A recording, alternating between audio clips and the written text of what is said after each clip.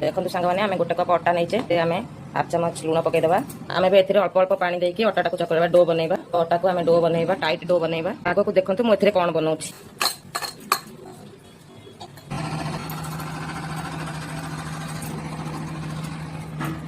आम ए बनइबा अटा मसरूम छोट छोट गुड़ा बनइबा ये छोट छोट बॉल सब बनईदे बनइबा र अटा मसरूम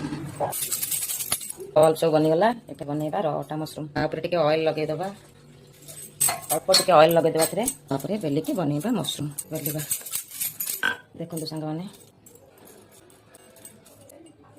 सब बॉल मझीटा टे मोटा रखिए चारिपट टे पतला कर बेलीदेवे मसरूमटा भल भाव बनीज